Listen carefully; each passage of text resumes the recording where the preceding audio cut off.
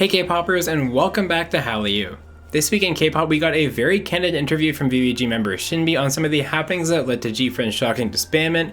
Red Velvet is working overtime on some big comeback plans, and we've got lots of new music from Weekly, J Park, 10, and more. Before we get started, I want to quickly thank Hallyu's honorary producers. If you want to show off your bias group here, share your pics in weekly videos, and join a vibrant Discord community with watch parties, custom emoji, and more, all you need to do is support Hallyu on Patreon. Alright, now let's jump right in. This is your K-pop news update for March 13th, 2022. This week's big story revolves around GFriend. Ever since their shocking and sudden disbandment last year, we've been in the dark about what actually happened, and this week SinB shed a lot of light on the situation. On an episode of the show Scan BVG, SinB said that when they released Mago in 2020, they did not know it would be their final promotions as GFriend. And on a side note, SinB felt especially regretful because she'd been struggling with depression and didn't give it her all in the Mago promotions, but wishes that she would have given how things ended. She then added that the members weren't allowed to tell fans that the group would be disbanding until the official announcement came out, with SinB saying, quote, "So if you watch our V-Live broadcast from about a month before the news of our disbandment broke, the members will suddenly start crying in the middle. There are clips of the members crying while watching videos of the fans cheering us on." SinB then turned to the future and talks about a possible GFriend reunion, saying, quote, "Honestly, I believe that GFriend will get back together again one day to release an album or do something as a group. I personally think we'll only be apart for a short time. I think if we work hard and do a good job with our promotions as VVG and each member hones her skills on her own and then we reunite afterwards, that would look really cool too."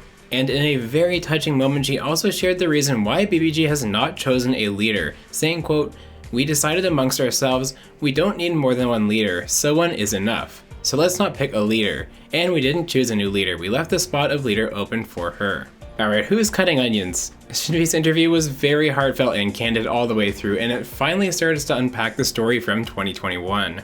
And as a huge fan of GFriend, it warms my heart that SinB feels so strongly about GFriend's future together. I really want some more GFriend music. Alright, with that, we'll move on to a brand new set of new K-pop that we got over the past week. We'll kick things off with Weekly, who did a complete 180 from their previous releases in the song Venpara.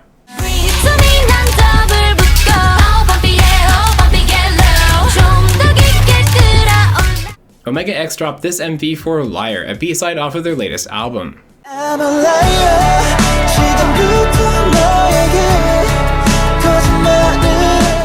Girl group rock band Rolling Quartz are back with another headbanger in the form of the song Delight.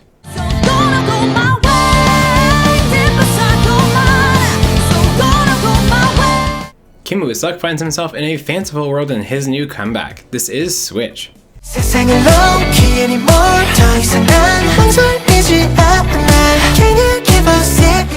Kwon and B released this regal performance video for her song Esper.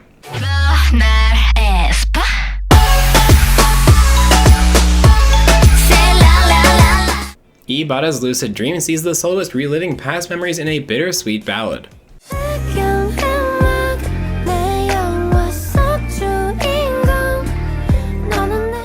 J Park is trying so hard to get IU on set for his new song featuring the legendary soloist. This is Ganadada.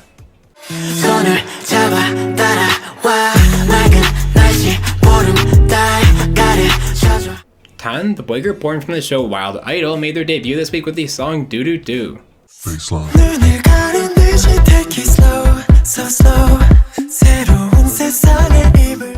Soloist Adora released a beautiful song called The Little Name. Can I have your name?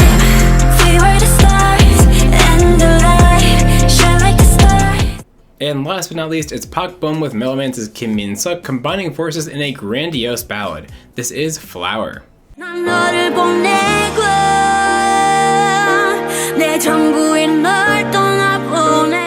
As always, I want to know which songs you really enjoyed this week.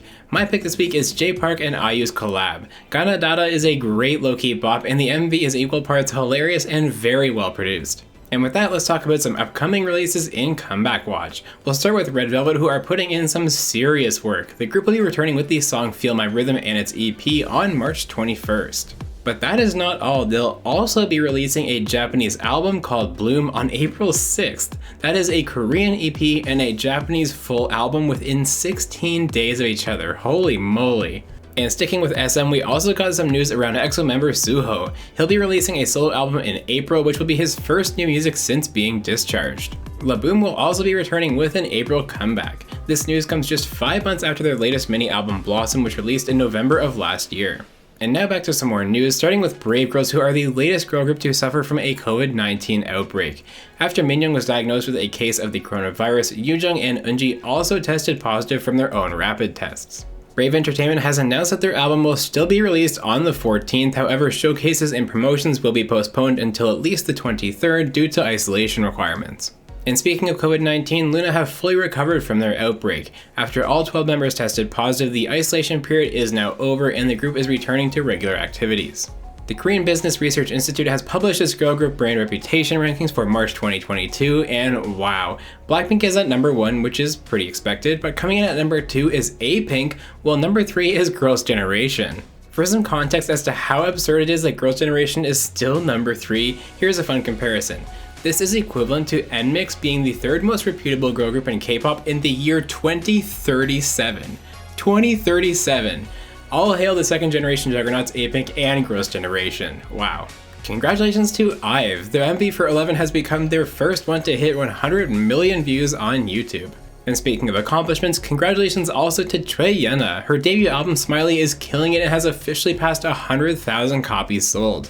Rumors are really starting to swirl surrounding the sale of Lee Suman's shares in SM Entertainment.